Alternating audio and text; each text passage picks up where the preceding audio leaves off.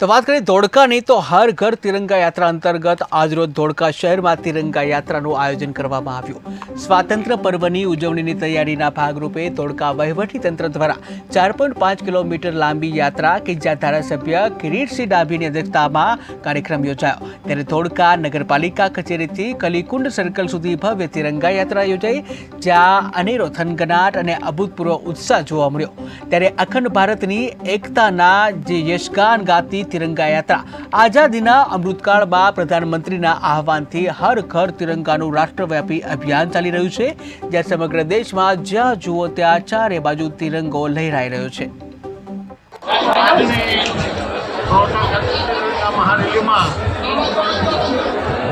વિધાનસભાના તમામ સમાજના આગેવાનો, ભારતીય જનતા પાર્ટીના કાર્યકર્તાઓ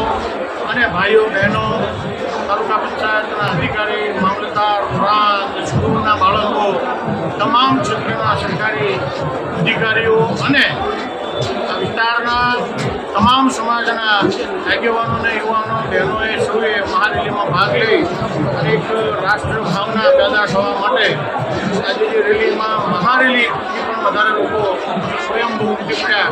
અને આદરણીય વડાપ્રધાન શ્રી નરેન્દ્રભાઈ મોદીના આહવાનને કરવા માટેના આપણા ગુજરાતના મુખ્યમંત્રી ભૂપેન્દ્રભાઈ પટેલના આદેશથી મહારેલી ખૂબ સક્સેસ થઈ છે। તમામ કાર્યકર્તાઓને મારા તરફ